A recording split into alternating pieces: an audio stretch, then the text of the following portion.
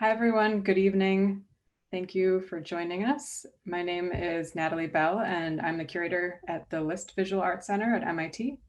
And together with the Contemporary Arts Center Cincinnati, we're really honored to be co-hosting this session. This is the third of 8 virtual sessions on the subject of waiting. And this is a program series that is convened by Avi Alpert and Rit Premnath of Shifter, which is a print journal that Rit founded in 2004, which explores the intersections of contemporary art, theory, and experimental writing. This series will result in an issue of Shifter that is similarly dedicated to the subject of waiting, which Rit and Avi will be releasing next fall. And I wanted to mention that the List Center and CAC came to partner on this program in conjunction with separate but jointly organized solo exhibitions that we're both hosting with Rit Premnath next year. And we look forward to sharing both of those with many of you as well. I also want to add that for those of you who are new to the List Center or to CAC, we'd like to give you an extra welcome and thanks for joining us, and also encourage you to visit us online or on social media and learn more about our upcoming programs, including the next of our Shifter series, which will be on November 12th. And lastly, this session is closed captioned and recorded, and it will be archived in a couple of days along with the previous 2 sessions on the List Center and CAC's YouTube. So that is all for me, and I'll pass it to you, Avi. Thank you again for joining us.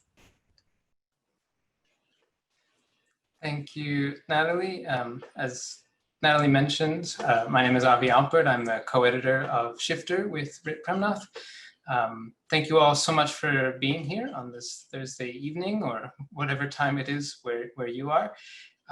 We just want to start by saying some thank yous to Natalie Bell, who you just saw at MIT List Center, as well as Amara Antilla at the Center, Contemporary Art Center, Cincinnati. I always get that order mixed up, for organizing this and offering us the platform to do these conversations with you all. And also thanks to a lot of the staff there, Emily Garner, who has been working with us to get this all set up and organized, as well as the IT people tonight, Nick Cardone, who's made this all very seamless, and the transcriber, Jamie Pellegrino. Rit and I also just wanted to mention tonight, we've been doing these, as Natalie mentioned, the Shifter mixes kind of public discussion series with a publication, and often the publications come out. For the last few issues, the publications have come out of our ongoing discussions. The previous iteration took place at Art in General in Brooklyn under the leadership of Laurel Patak, who really guided and supported this program for 2 years. As some of you may have heard or already know, Art in General will be closing after 4 decades this year. So we just wanted to say thanks to Art in General for giving us that platform, and especially to Laurel for helping us to develop this and bring us to this point. So I will pass along to Rit, who will say a little bit more specifically about what we're doing tonight, the Waiting series, as well as introduce our speakers.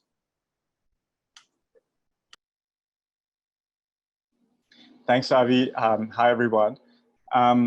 Waiting was a subject that, of course, is a subject that is, of course, on all of our minds as we put our lives on hold during COVID.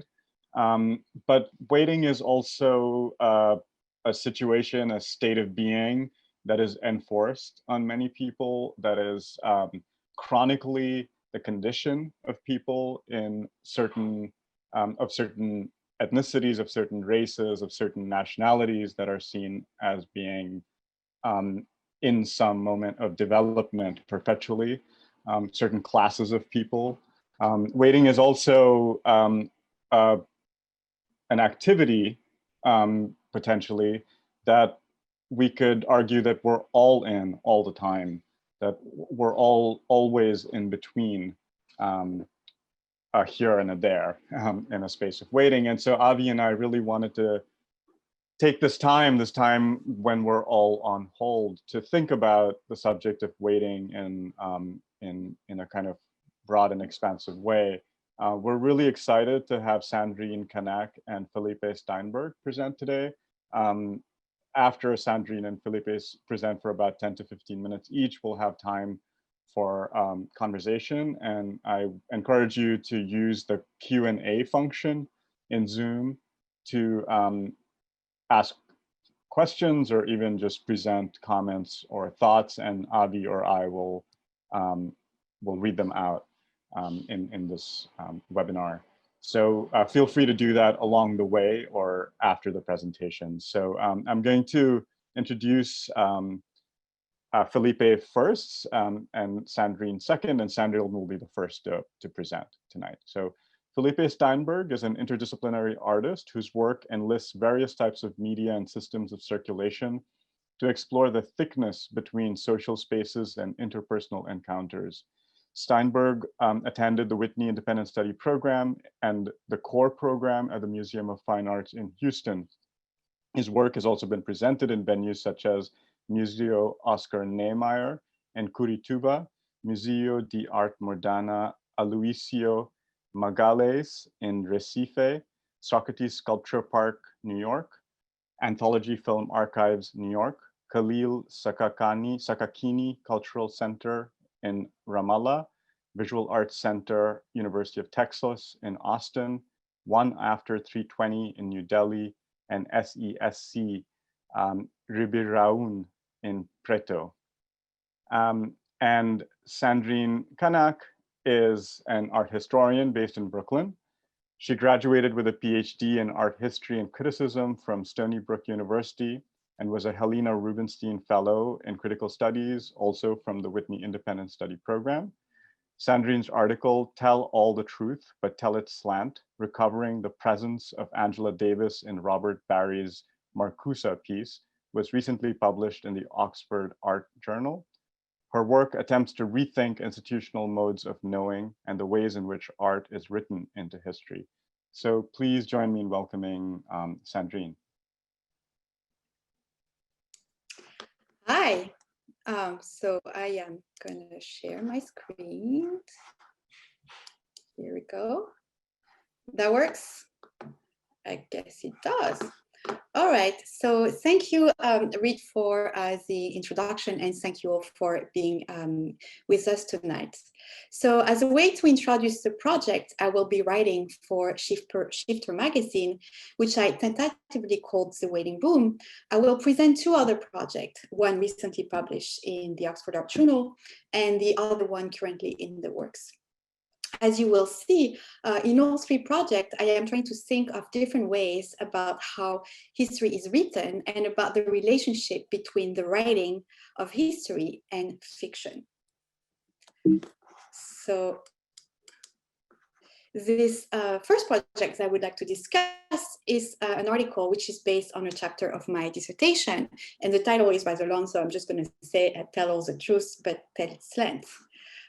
So this article revolves around this text piece by the American conceptual artist Robert Barry, known as the Marcuse piece, which he made in 1970.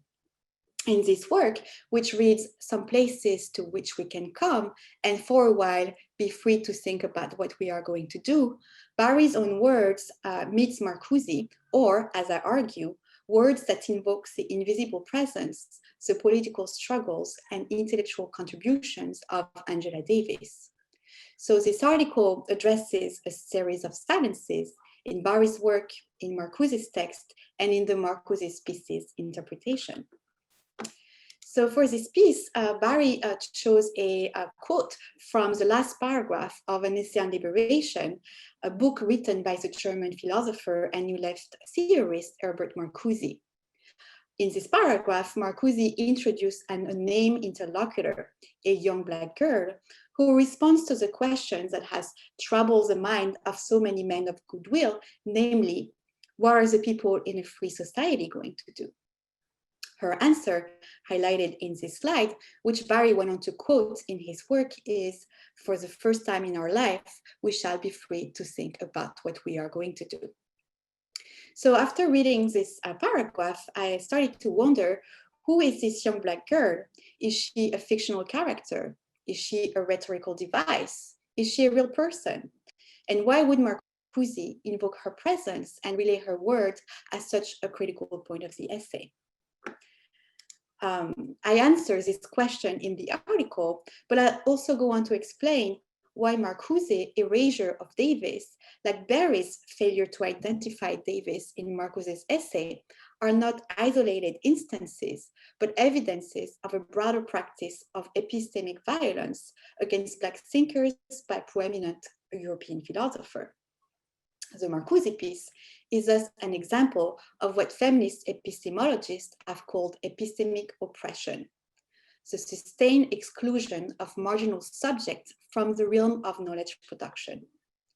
In Marcuse's text, like in Foucault's or Deleuze's, Black activists and thinkers remain anonymous because they are not valued enough to function as legitimate sources, and as such cannot fully participate in the production of knowledge they inspired. But now that we know that Davis is a speaker of that quote, what does it mean for the interpretation of Barry's piece? Recovering Davis' presence brings to the fore political contexts such as the Black liberation and prison abolition movements, rarely discussed in histories of conceptual art. Davis's work, most importantly, allows us to rethink the meaning of the pronoun we and the word free, both central to Barry's text piece.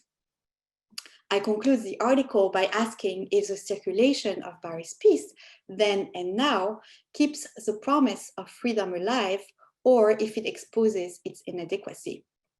I also ask if and how this piece should continue to be displayed in art exhibition. So the second project I would like to discuss, which is currently titled How to Talk with the Ghost, a fictional conversation with Susan Hiller, deals with the work of the British-American artist Susan Hiller, who is best known for her para-conceptual works, exploring repressed or fugitive states of human consciousness. Hiller coined the term paraconceptual in 1977 to describe materials and cultural areas excluded by the first generation of conceptual artists, such as the spiritual, the paranormal, and the mystical, what Hiller called the unconscious of culture. By excavating other modes of knowledge and being in the world, her work performed a critique of traditional and sometimes oppressive notions of truth, reason, and objectivity. Hiller is also known for her writing on primitivism and ethnographic displays, such as this book called The Myth of Primitivism she edited in 1991.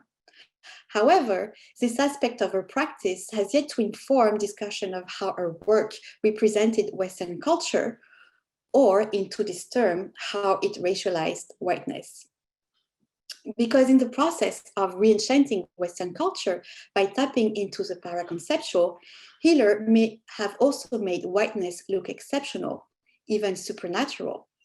If whiteness is usually characterized as being unmarked, what are the consequences of marking it as extraordinary? Since, unfortunately, I am not able to ask this question to Hiller, who passed away in 2019, I decided to write a fictional conversation consisting of my questions and responses to excerpts of interviews and talks Hiller gave over the course of her career. I chose this format because it's not only well suited to Hiller's work, but also because it allows me to do three things. One, it allows me to move away from more traditional forms of academic writing. Two, it allows me to grapple with the unstable frontier between fiction and nonfiction in the writing of history. And three, it also speaks to our history's relentless desire to converse with the past. And with that, moving to this last project, The Waiting Room, which I will be writing for Shifter. So when I came up with this idea of a fictional conversation with Susan Hiller, I was reading this book by the Indian historian Dipesh Chakrabarty, a founding member of the Subaltern Studies editorial collective. Among many other things in this book, Chakrabarty makes a compelling critique of historicism. Historicism for him is this linear way of telling a history of the world that originates with and in Europe and then spreads outside of it to become global. This vision of history, Chakrabarty argues, has also been used time and again by colonial and neo-colonial nations as a justification to deny non-Western countries the right to self-govern. And such excuses can be, you're not democratic enough, you're not modern enough, you name it. And to symbolize this idea of the not being there yet, Chakrabarty claims that non-Western countries are permanently confined to the waiting room of history. And I guess now you're seeing me coming with putting all these pieces together. And so for Shifter, I want to use this idea of a fictional conversation and take it a step further by writing a fictional conversation between Chakrabarty and others that take place in a waiting room. Because at the end of the day, having a discussion between authors moderated by a narrator is a fictionalized representation of what happens in any academic text. It's a conversation. It's a conversation in which the author/narrator uses other people's work to build an argument. And as this is still very much a work in progress, I thought I was going to leave you with some of the questions and problems that I'm trying to navigate and that maybe we could discuss during the Q&A. So in addition to having to think about the contents of this conversation, this format gives me the opportunity to think about my own place within this narrative. Who am I going to be? Am I going to be a secretary, a fly listening in and buzzing around the room? What is going to spark the conversation? An artwork on the wall, something reproduced on the cover of a magazine, or a book someone could be reading? What kind of waiting room am I going to be using? A dentist waiting room is very different from a train station or an immigration office waiting room. Could it be an imaginary waiting room, like some time of purgatory? And what would the waiting room of history look like if I were to describe it? Do I only use real people, or should I fictionalize institutional role and have a gatekeeper, for instance? How do I deliver this fictional conversation? Should I write a narrative? Should it be a script, some kind of script? And how can I make sure to provide agency to the reader's character? And lastly, but perhaps most importantly, what should they all be waiting for? And how do they exit the waiting room? So this is where I'm at. Thank you. And I'm going to stop sharing. Thank you, Sandrine.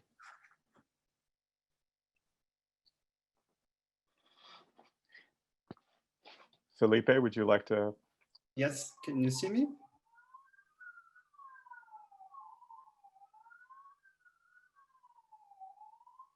Yes, we can see. Yes. I'll share my screen here in a moment. Okay. So in the last few years, I've been working around issues of labor and labor representation. And I think for today, I'll not be able maybe to show my previous work, but I'll try to jump in right away in the project I proposed to Shifter. The premise of the proposal I made to Shifter was to look at a Supreme Court decision of 1944. This Supreme Court decision is called like Skidmore versus Swift & Co. Swift & Co. was a meatpacking industry in Fort Worth, Texas, and Skidmore is the last name of Gene Skidmore. That was a firefighter that was working for the company at the time. Skidmore and his co-workers in 1944, they went to court in Texas because they were claiming that it was true that the company hired them to be there for 5 days a week, but also they were asked without like being previously arranged that they should stay at work during the night, other 4 days in the week. And what the company was doing was basically they were not paying for them while there was no alarm. So basically the company claimed they would only be paid whenever alarm came out and the firefighters were called. On the company side, they claimed that that time was not of work because the company provided amusements for them, like a pool, a dominoes, or like air conditioning, heating system, and even beds for them to sleep. So what Gene Skidmore and his co-workers did, they went to court in Texas, but at that court, they lose, and then they went to the Supreme Court to try to appeal for that, and the Supreme Court reversed the case, making them aware that that waiting constituted work. So the document is kind of big. I'll not go through it. It's like an 8-page. It's a kind of very interesting piece of literature as well. And I was like looking at some terminology in the document, and I think I highlighted 2 parts here that I think I want to show and share that kind of regarding my concerns about what I'm trying to talk. So these, they say, facts may show that the employee was engaged to wait, or they may show that he waited to be engaged. So I think all the court cases following this issue, they kind of try to frame the issue around this idea, or either you are engaged to wait, or you are waiting to be engaged. And somewhat this will kind of lead the discussion of it constitute work or not. Other highlight I want to do is, like, in the end, they concluded that the law does not impose an arrangement upon the parties. It imposes upon the courts the task of finding what the arrangement was. So in that sense, I think it's also important to highlight the fact that of the arrangement part is the focus of they didn't say what should be done, but they kind of just set somewhat how some details how could be approached the issue. So this is one photo of the stockyard when a fire happened, I think from 1911, although the court case is from 1944. So now jumping abruptly, almost 100 years later, the bridge I'm trying to build here, and maybe that's what I'm trying to think today, and maybe for the project for Shifter, is to look at that conditions of waiting in relation to the current conditions of waiting within the so-called global digital economy. If you guys are not familiar with this, this is a screenshot of the Mechanical Turk. That is an Amazon sort of workplace where you can be a requester or a worker. I myself worked there several times, and like also this time I was trying to be on the side of the requester. So basically, if you're not familiar with this platform, it's basically what's called click working or crowdsourcing. So you can, as a worker, you can go through these long lists of opportunities, and you have to kind of see if you have the certain skills to fulfill that opportunity. And also, most of the time you have to think, okay, they're paying this amount, I might use 10 minutes, 20 minutes to do this is worth it.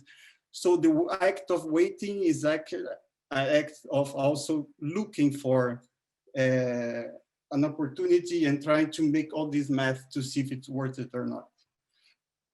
So as you guys could imagine, is a very precarious situation and labor condition, you know, psychologically and physically. So from what I know from the data that I have about this, I get to know that 18% of the people that work here make this as their full-time jobs, although 82% use it as some kind of extra cash, or somewhat like what's called nowadays some kind of play labor situation, where you do, instead of watching TV, maybe you engage in this in your free time, so you make some extra cash. So this kind of comes as a leisure activity, somewhat, for some people.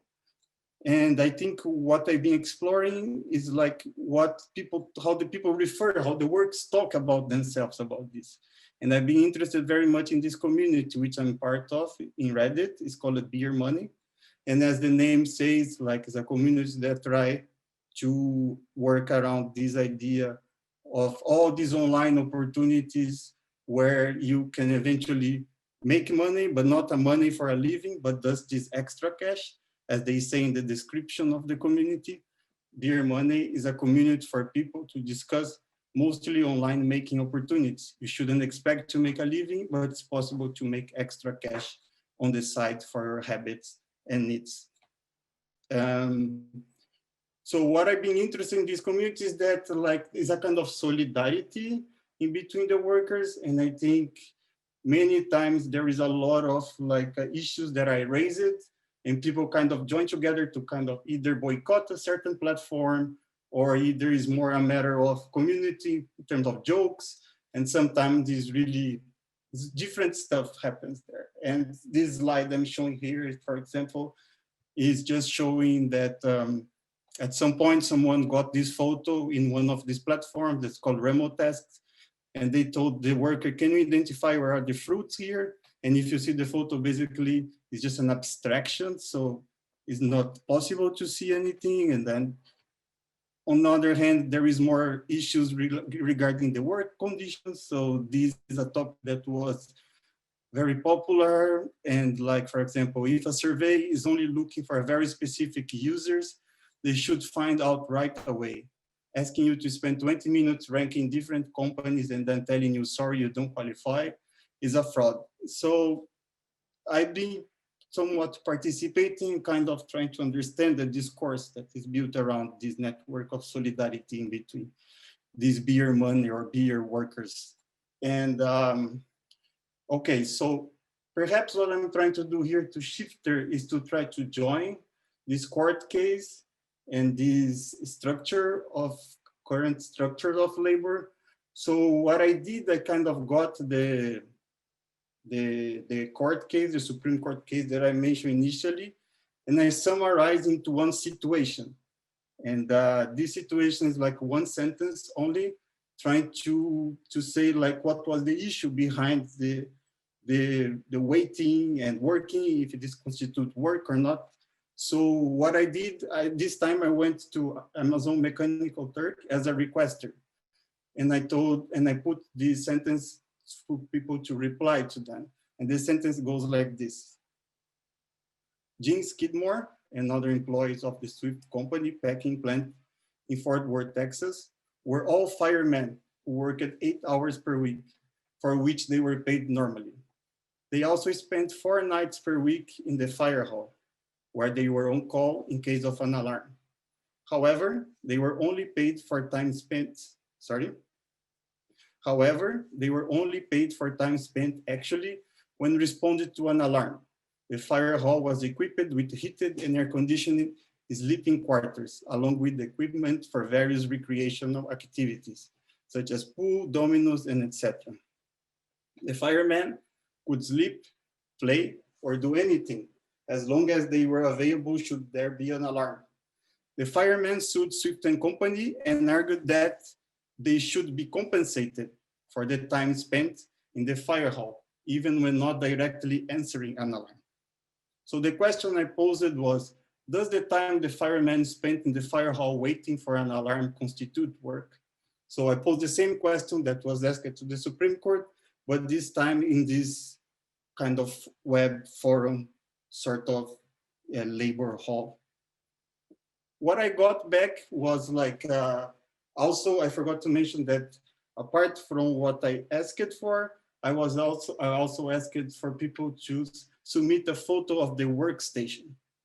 And I'll not read all of them because I asked for 20 persons to respond.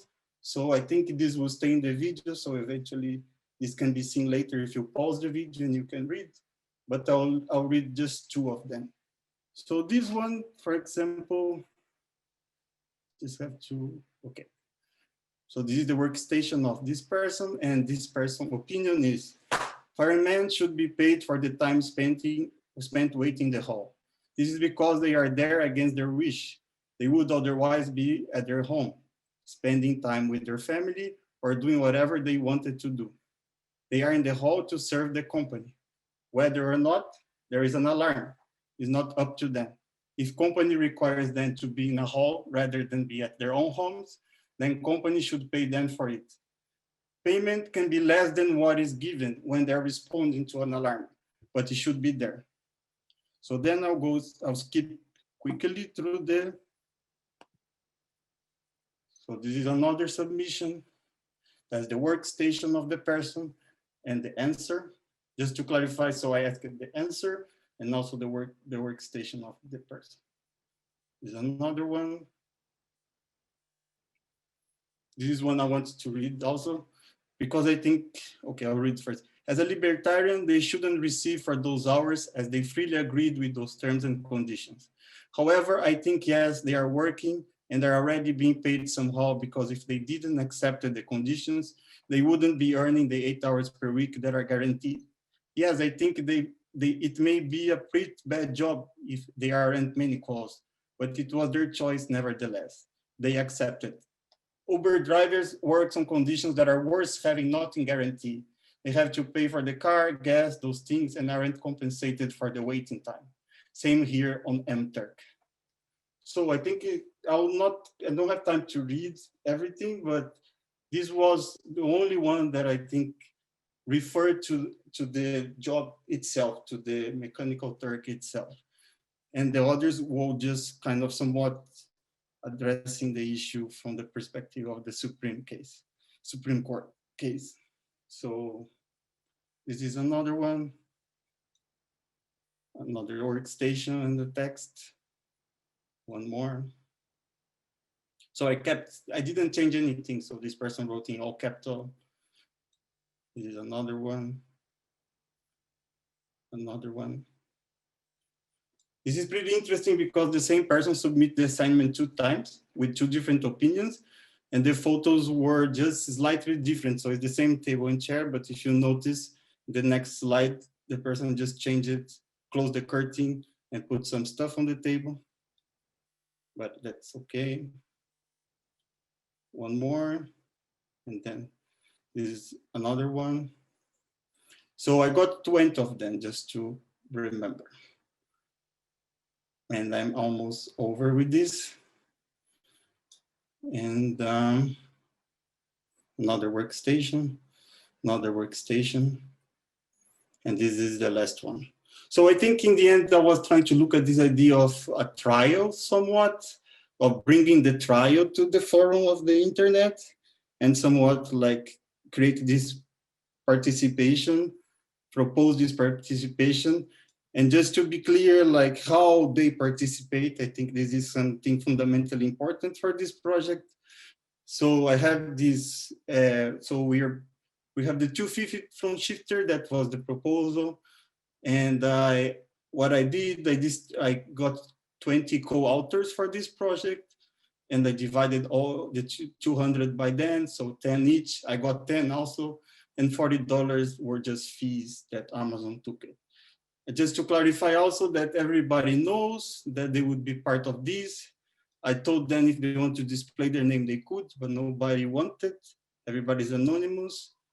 And they are aware that that was a publication and they will be part of an online talk, that their content would be shown and published. So there was consent in all these spheres. And just to finish, I think what I've been trying to look in my work and in these issues regarding like what's global digital economy or like online labor is that these possibilities of we looking at this precarity that's created for these workers. I think this is the very famous automaton. You might be familiar with that. Like, so I'll explain briefly, but this basically was sort of a robot or a puppet that would play chess with an adversary and would always win. And when this was shown, people would think that perhaps there was really this magic happening where this sort of robot was winning. But in the end of the day, people find out that there was a person inside hidden puppeteering the thing.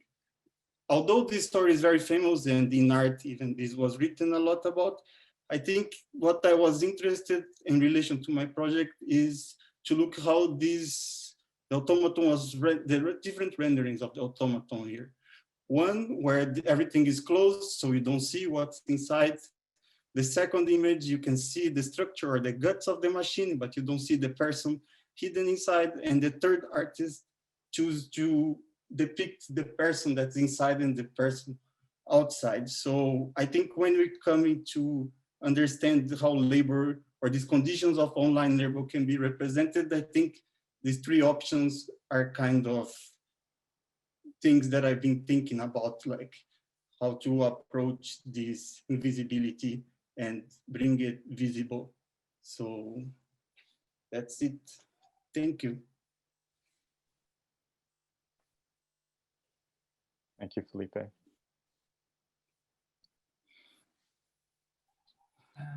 Maybe we can, thanks so much to both of you for these really rich and evocative presentations that traverse so many different spaces and ideas and genres. I thought maybe we could start just by opening this space for Sandrine, if you want to reply to Felipe to Sandrine, just begin a dialogue there. I have some questions. I'm sure Rita's, and if any come through on the Q&A, we'll be sure to read them. We'll be sure to read them in. But we wanted to open up a space if you guys wanted, to begin by responding to each other. Hi. Yes. So I mean, maybe it's a very technical question, but was this a Supreme Court rule overturned eventually, or is it still like, does it still rule the? Because it's kind of like play labor. No, I mean, I think that's precisely the issue, how you can update decisions like this to current conditions of labor online, you know, so it works as a reference, but doesn't work as it's just a recommendation and kind of unpacking a situation, you know.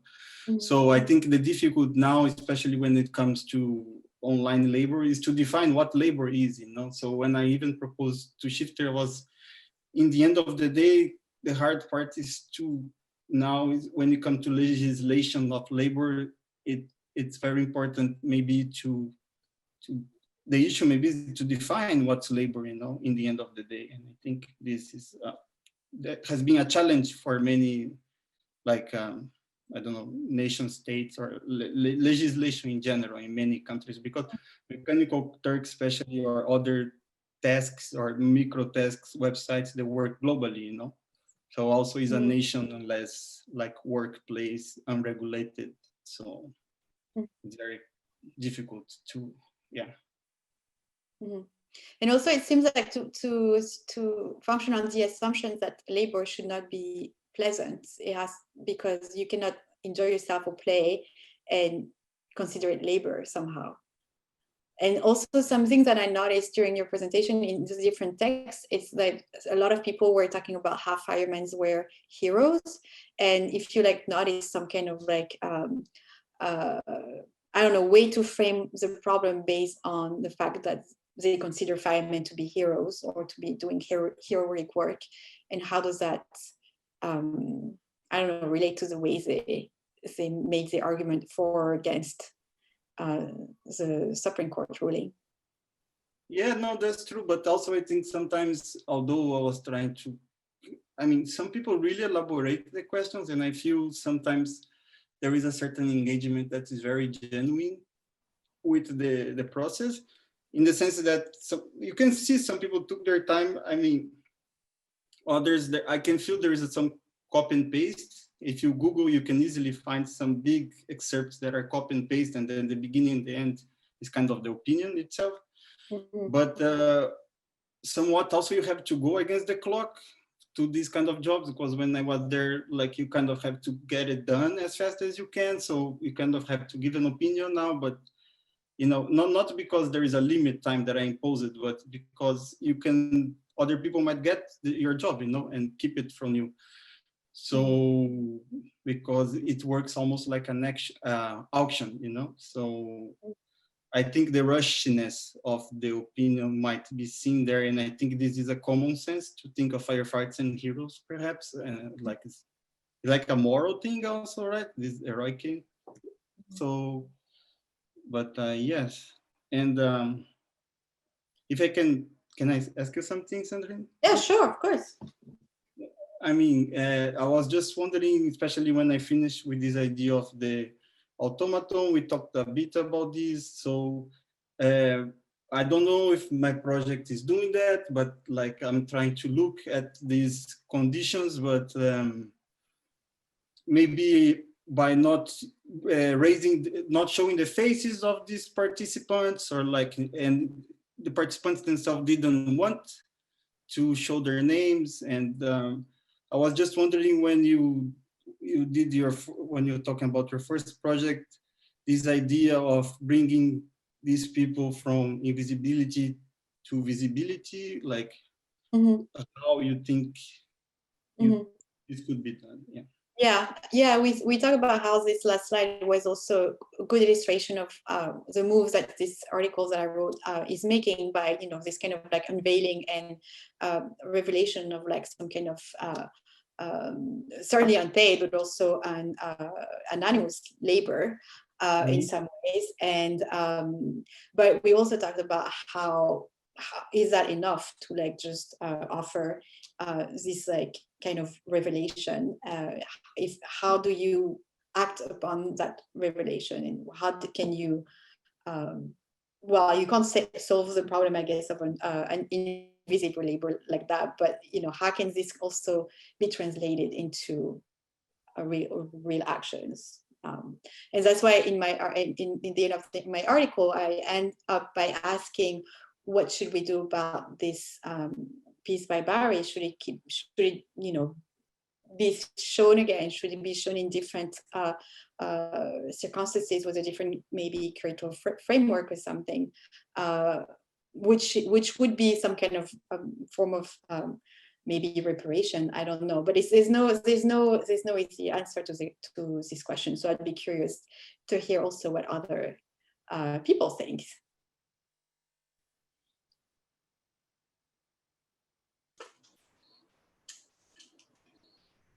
I don't know if you had.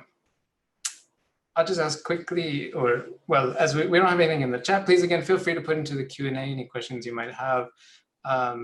As you were both speaking, I was thinking about one of the overlaps you seem to have was a kind of both doing kind of archival research and what it means to look at an archive and wait for meaning. The idea that a text kind of has some kind of meaning and we're waiting for it to arrive.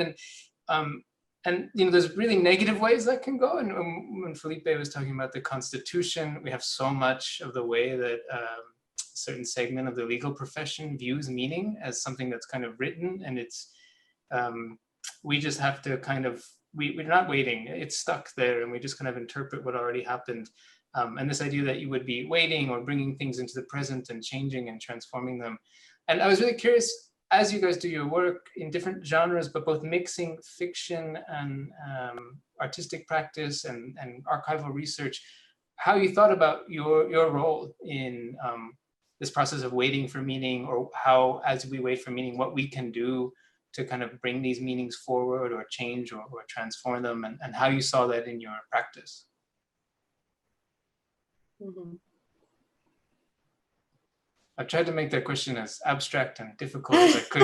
I was really just interested in this, how you kind of thought about digging in the archive and where you saw your role as in yeah, I mean, I think that's the whole question, I guess, because, I mean, I guess when you're, or maybe it's just a testimony of my own experience in grad school or something, but I feel like I did not get a really good training about what it means to write history and like your own position in role and why do we do that? I mean, is it just out of sheer curiosity, interest, personal passion for something? And I think it's much more obviously complicated than this. And so trying to familiarize myself with all of the discourses which have been going on for many centuries about what does it mean to write history, and what do we do when we do that, and especially when we are, for instance, Western or European, and Chakrabarty talks about, this idea of like inequality of ignorance, also in that book, Provincializing Europe, where he says that Western scholar, we can, produce work in relative ignorance of non-Western history, but that it's not, the reverse is not possible. And so that's really struck me, and so it's something that I'm now thinking a lot about, and how I mean, I don't think you can ever overcome it, but how do you work with that problem or issue, or how do you navigate it? I think on my side, maybe you haven't felt that when, I mean, this idea of the open call, basically what I did was a kind of open call. And I think the meaning transforms in this waiting time, because as soon you get answers, you start thinking, oh, this is a really good one. And then the next one come, and then kind of you open up for new perspectives. But I think that was more striking for me was what took the expectation towards, I think waiting has expectation, obviously, but who would submit those things, you know? And I think I come to realize, although this platform doesn't work in all the countries, they keep changing who can work on it.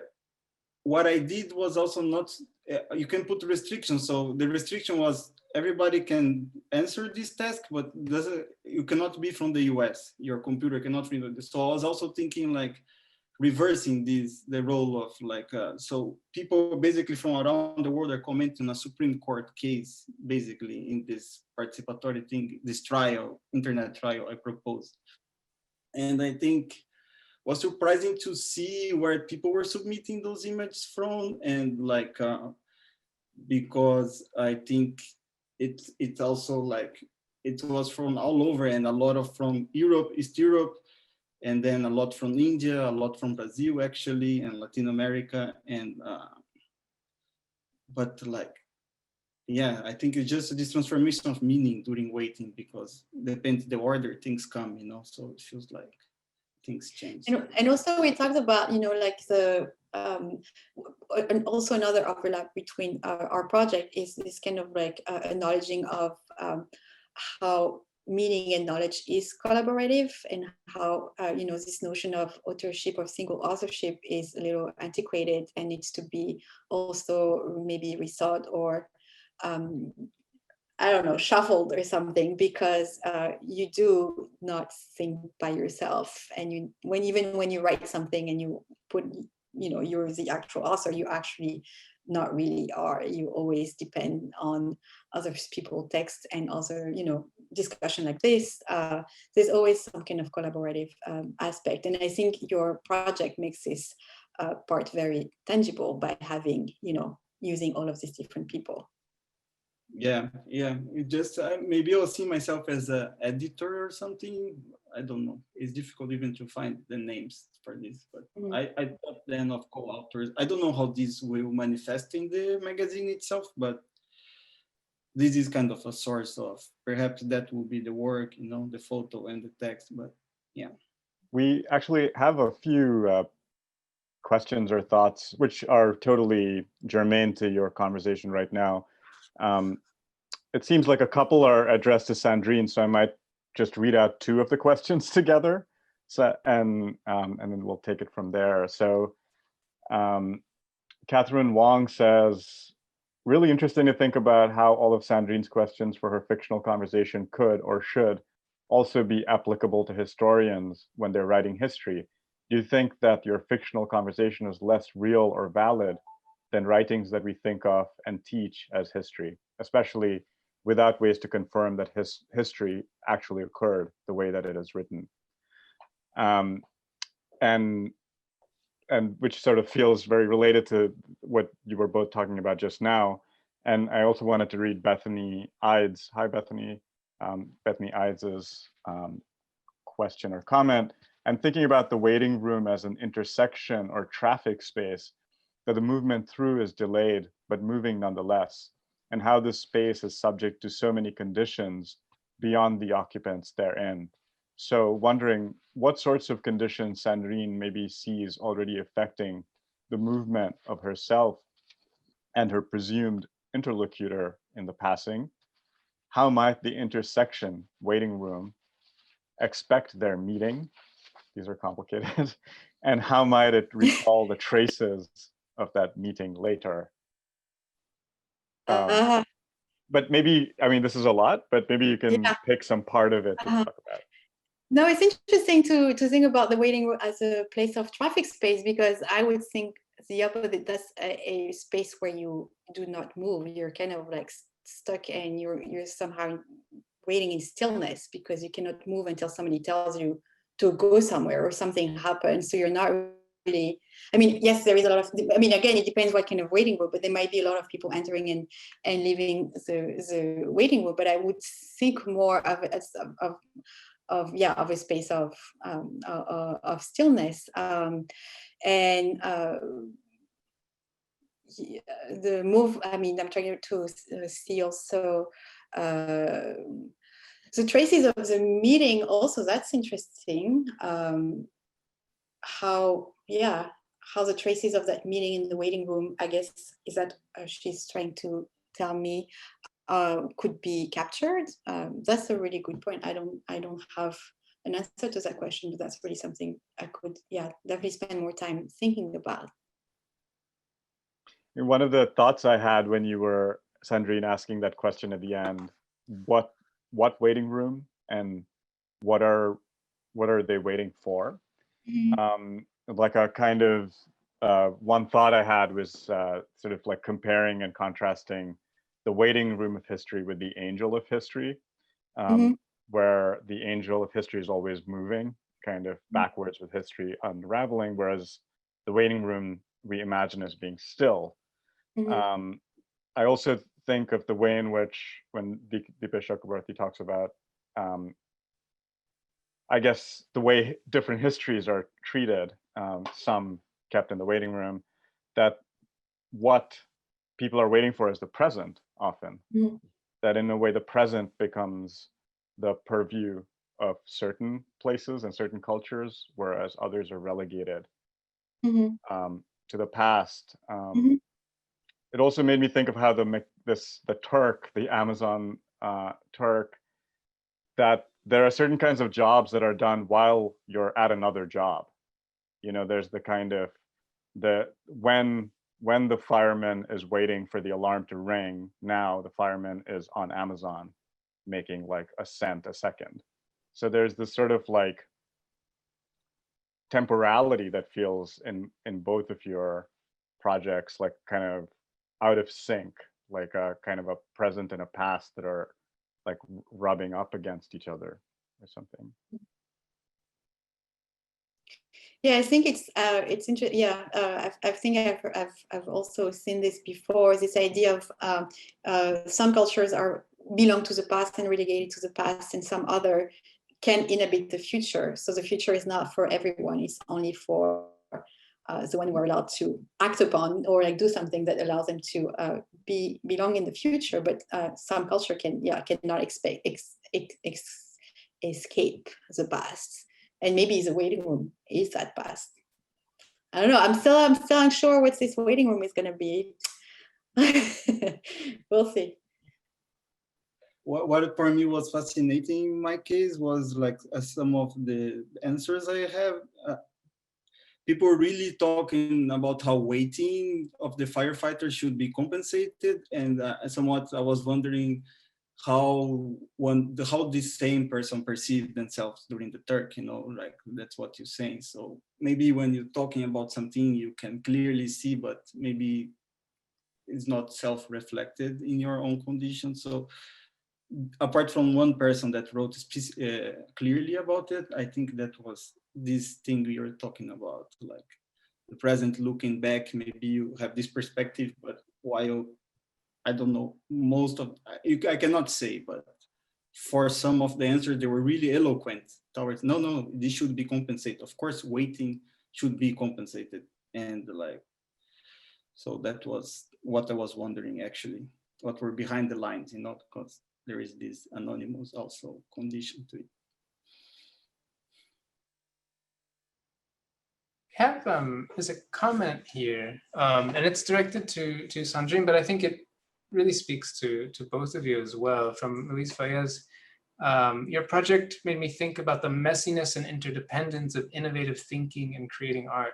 Sometimes I think the artist goes out and gets exposed to many different aspects of the world until suddenly, maybe years later, an impression that has been waiting somewhere inside them emerges and influences a theory or an artistic work. So every art piece stands alone as a unique creation, but also represents an anthology of ideas pieced together and interpreted in a unique way. It would be fascinating to trace the lines of influence and see how that awareness changes the way someone engages with the creation, changes with the creation itself. I don't know if you would, I just thought it was quite this idea of, there's a line from Gramsci that Edward Said quotes very famously in Orientalism, talking about trying to get at the infinity of traces that that have constituted him and his knowledge, and what that means for kind of how we understand and interpret the world. And I think some of this archival work is really, I think the question gets at the dangers in that, right? That someone like Said is tracing, but also I think the creative potentials that I see both of you guys pulling out and bringing together. Yeah, and I think it's a problem as long as you think about it. I mean, in terms of originality, you know, like if you think that something has to be original, I mean, does something really original ever exist? I don't know. I don't think that's a very, you know, productive way of thinking about stuff, because I mean, as long as if you start investigating all the traces, yes, you will find that nothing, but it's not, then it's, yeah, then nothing is original, everything is original. So yeah, I don't know how to think about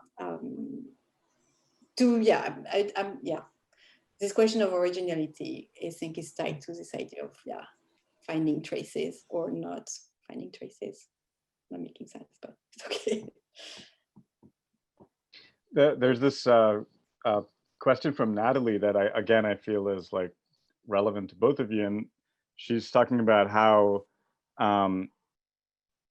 Marcuse neglected to sort of maybe talk about the difference between intellectual labor and other kinds of labor, let's say. And she's talking, and in response to you, Sandrine, she says, I know she's touched on this issue as one she's thinking about. I'd love to hear more about what she thinks what she thinks justice or reparations looks like when it's a matter of intellectual labor. Mm-hmm. Is justice a matter of rewriting history, like putting footnotes in future editions of Marcuse's essay, or, as she said, a curatorial text that acknowledges this with Robert Barry's piece?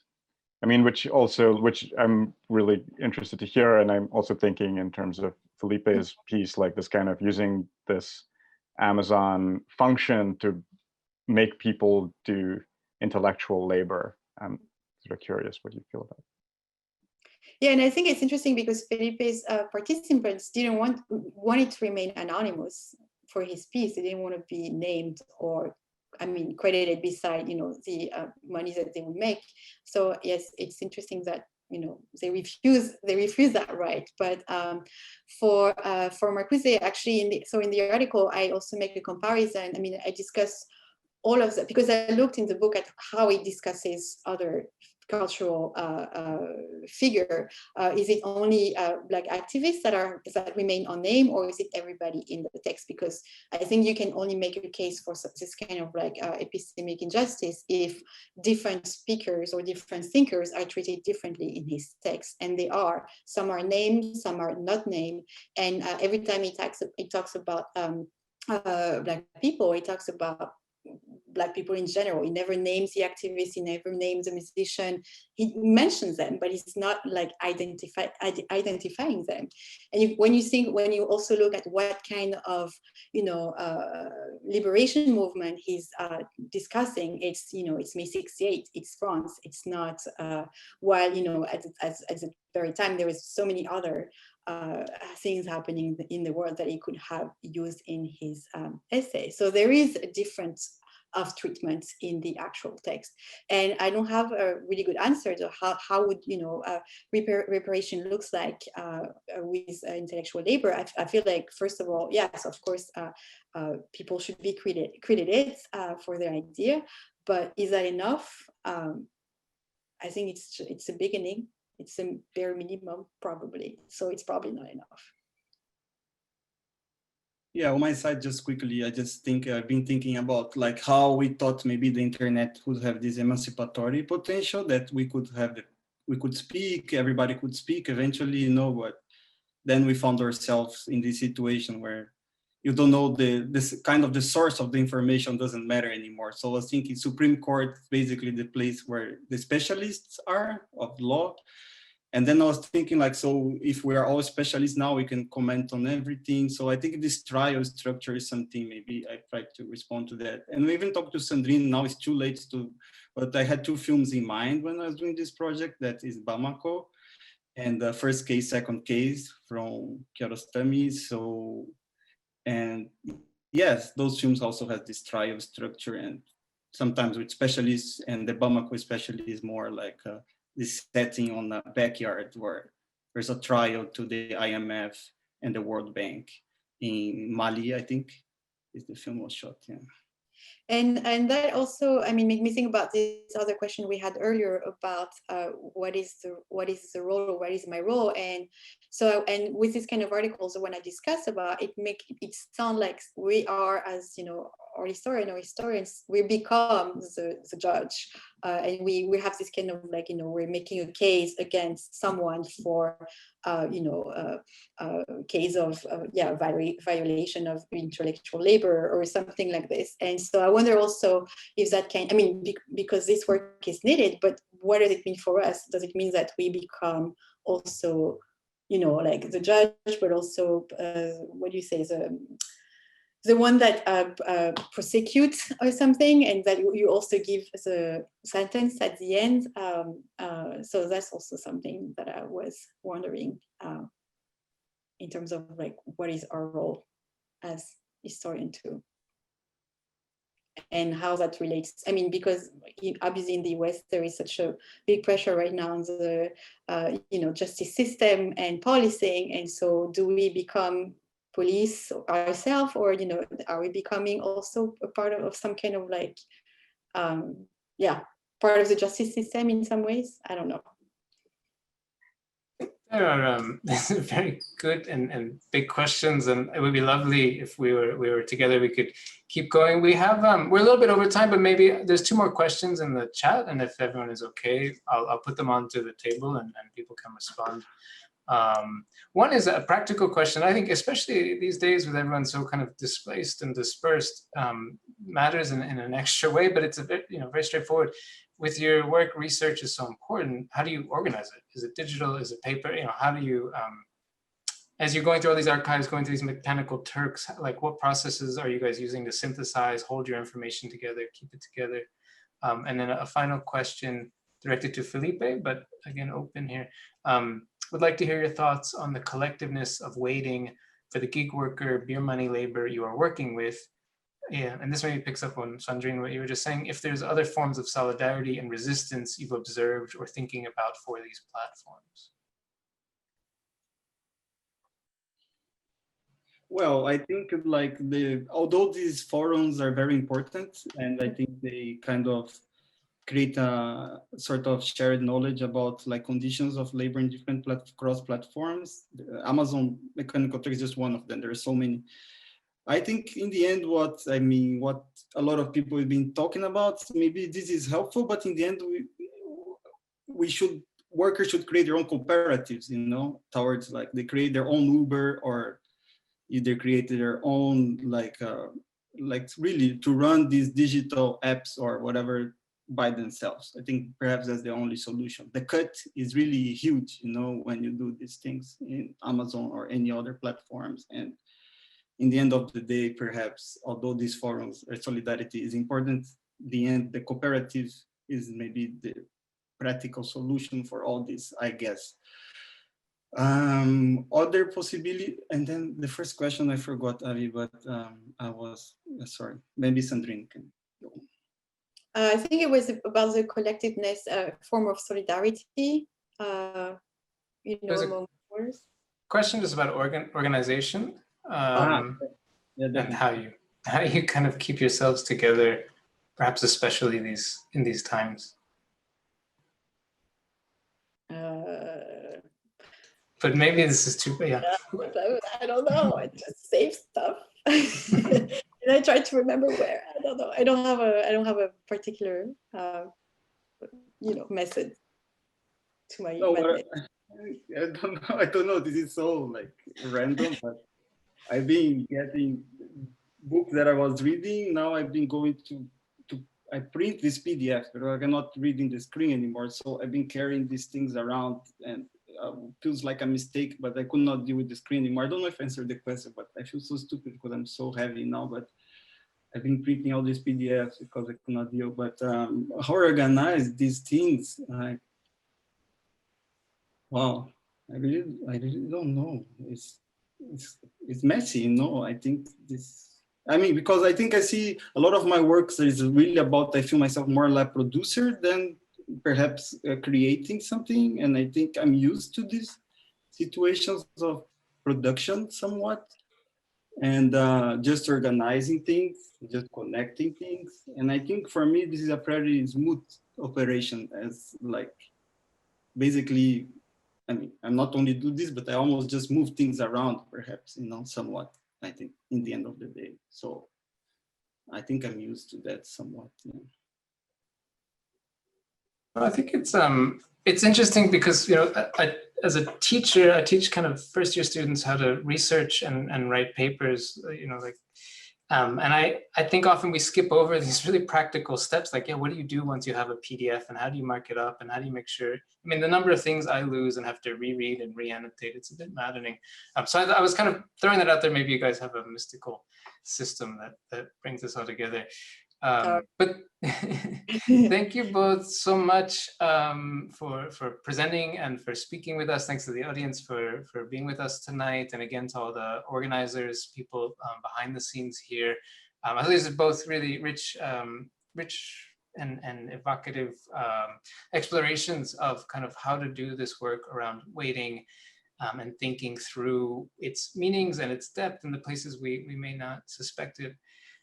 So let me say that the next session will promise to offer much of the same excitement and engagement, and it will be on November 12th with Mustafa Faruqi and Camila Janan Rashid. We hope you will be able to join us November 12th. And again, just thanks to Felipe and Sandrine for these wonderful presentations. Good night. Thank you. Thank you. Thank you.